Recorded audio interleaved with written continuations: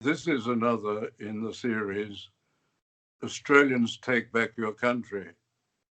I'm David Flint and I'm speaking with Peter Manuel, who's the head of Flag Australia and a beef farmer from South Australia.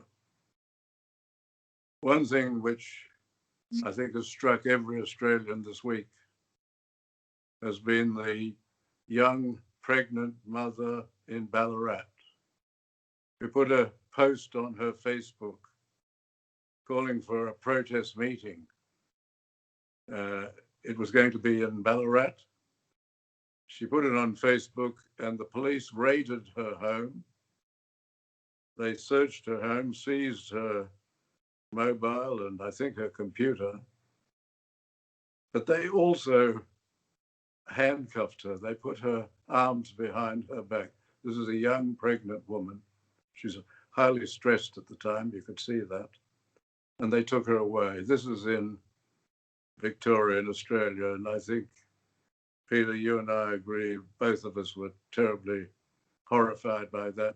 It was terribly un-Australian.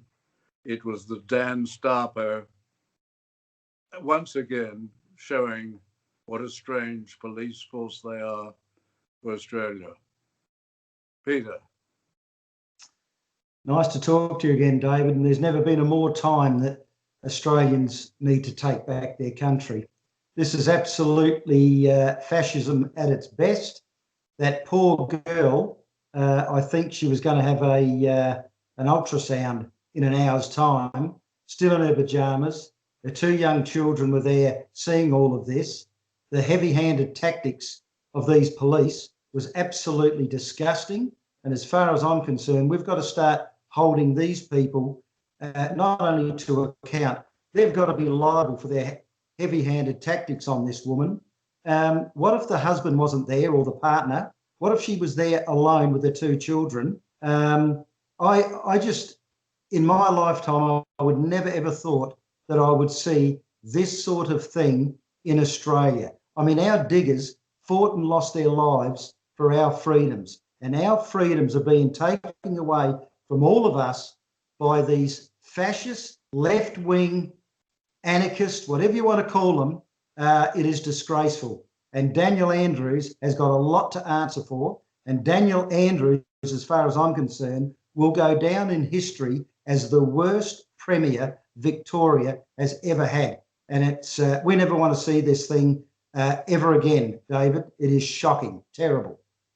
Peter, I agree with you, and I think you're absolutely right to refer to this as fascist and communist. They both come from the same part of politics. We tend to talk in left and right, but they are very similar. Mussolini was a socialist who turned into a fascist, and they have very similar methods and approaches and ways, completely the antithesis of democracy. What I was also struck by, and I think you would be too, Peter, were the double standards. Because Andrews, not that long before, like most of the premiers and the prime ministers, thought it was okay for the BLM. Now, the BLM is not a civil rights organization in America. It is openly on its own website, and in the words of its founders, it is a Marxist, Leninist, communist organization dedicated to the overthrow of the United States. And they were all going to allow, although they reneged when they saw the reaction of rank and file Australians, they were all going to allow demonstrations. It seems to be okay that you can go out and demonstrate if it's a left-wing communist demonstration. That's okay. Apparently you don't catch the virus there, but you catch the virus if you go to a dear one's funeral or to a wedding, or you go to your favorite restaurant, or you're more than the 10 people or whatever it is they allowed there, or go to a church. All of those are where you catch the virus. You don't catch the virus if you're out in the streets. As in America, you don't catch the virus if you're demonstrating looting and burning in Portland and other Democrat-controlled cities. You don't catch the virus if you're Mrs. Pelosi, the Speaker of the House, who she decides she'll go to her hairdresser, having told, along with the Democrats, having told everyone in that part of California that nobody could go to that hairdresser, and the hairdresser had to close her salon. It was all right for her to go there, and without the mask she tells everybody else to wear. It is typical, is it not, Peter, of the fascists and the communists, these dictators. It's typical of them. It's always do what I say and not what I do. Do what I say and not what I do, Peter. Yeah, you're totally right there. She looked a bit of a dill walking into that hairdressing salon, didn't she? Didn't she think she'd expect that would be all over the world? What a disgrace that woman is, to be quite honest. You can hardly understand her half the time. And what do these people actually want? I mean, the Democrats in America want open borders, full-term abortion, anarchy, and the list goes on. And the left media, the left mainstream media, what a disgrace they are, because it's going to come back and bite these journalists that are having a go at President Trump, who wants, pro-life. He wants to create manufacturing and industry. He wants his country booming. He wants people to be able to, make a living, get a job. And these Democrats certainly don't want that. And we can see that here in Australia as well. And not just with Daniel Andrews with the Labor Party, it's crept into the Liberal Party as well. And somebody rang me the other day about Christopher Pyne that used to be with the Liberal Party, and I didn't see it, but allegedly he was saying in the papers over here that allegedly he said that people should be in America voting for Joe Biden. Well, that guy can't even string two words together. I mean, it's an absolute joke. And this Christopher Pyne was with the Liberal Party. I think the Liberal Party really need to start vetting who they're getting into their party big time, because it's not a conservative party anymore like it used to be. Which brings me, Peter, to the other matter that we obviously had our attention drawn to this week, and I think the country did too. And that was the National Farmers Federation, which is supposed to represent the interests of farmers. The National Farmers Federation and the Premier of New South Wales, Gladys Berejiklian, Liberal, in a conversation with the former Conservative Prime Minister of the United Kingdom, Theresa May, they were all enunciating the policy of zero emissions by 2050. They all believe, obviously, that the politicians can change the weather. They seem to think they can change the weather. And if by a certain time they get rid of carbon dioxide emissions, they call them carbon emissions. It's not carbon, it's carbon dioxide. They don't use carbon dioxide because that's necessary for life. They call it carbon, which it isn't. And they say they want no carbon emissions after 2050. What do you think of that, Peter? What a joke. What an absolute joke. These people that want to try and enforce this rubbish on us, especially farmers, let's take their job away from them. Let's take all their perks away from them and say the only way that you people are going to make a living now is to get a farm and make a living off that farm.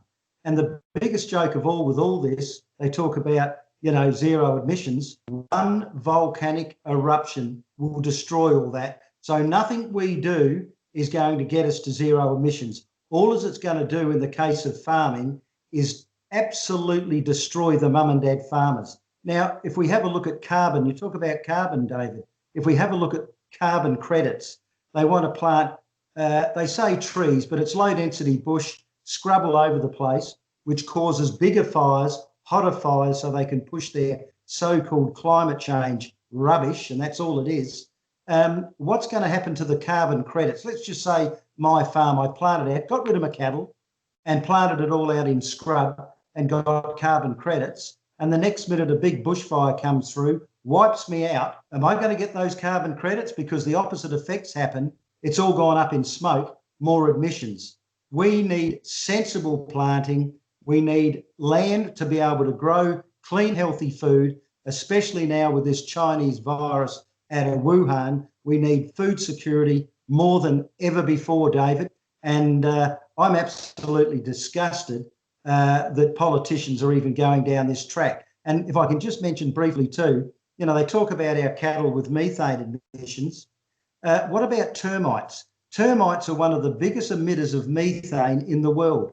What about our landfill? Our landfill produces a huge amount of methane. What about all this vegetation, all this debris that's lying around the place? That produces methane. Add all that together, and it's a lot worse than picking on our cattle that are supplying protein to the world, which is badly needed for our brain function. But maybe they don't want our brain to function. Well, I think, Peter, you're right. We know that with the reduction in carbon dioxide emissions, wish they'd stop lying and saying carbon emissions, but with the reduction in carbon dioxide emissions, what the politicians have succeeded in doing in Australia is making this country dependent, reliant not on the cheapest electricity in the world, but among the most expensive. They're getting rid of the remainder of manufacturing in this country. The Premier of New South Wales, Gladys Berejiklian, when challenged about the buying of carriages and trains from China, said Australians don't make trains very well, which is a lot of rubbish. Every train I travelled in as a child was made in Australia, and they were very good trains. What they've done is they've handed over most of our manufacturing, even that next door to the mining of bauxite and iron ore and so on. They've handed that over to China. They've acted as agents of the Chinese, and they're in the process, it seems, of wanting to close down agriculture. You mentioned the planting of trees and so on. The best people to decide this are the farmers. They're the best environmentalists we've ever had. They know what to do, not the idiots who are put in and who then, for example, leave all the fuel in the national parks, which create these enormous bushfires, much larger than they should be. We really have declined terribly because the politicians really need to be made more accountable. Well, Peter, it's been a very serious and busy week as usual. We believe this little program was on the theme Australians take back your country. We're not a political party, but we believe there is a solution. There is a solution in doing what we did to federate this country. And we'll put a note up about that because there's a petition about this. We believe that the only way is to make the politicians truly accountable and much more subject to the common sense of ordinary Australians rather than of the city elites who are ruining this country. So we do say, Peter, take back your country. Thank you very much, Peter. David, just quickly, just getting back to this zero emissions, if these politicians are serious about that, stop getting on aeroplanes and flying all over the place when the place eventually opens right up. Get rid of their 2 or 3 telephones that they've got and being driven around the place. And if they're serious, let's get them to do teleconferencing because they can still get the message out without ruining the environment by travelling all over the shop and leaving their carbon footprint. It is disgusting. And David, thank you very, very much for this. Australians do have to take back their country, and we can't thank you enough that you're a part of this. It's tremendous. It really is. Well, thank you, Peter. And good evening. Thank you. And take back your country. Well and truly.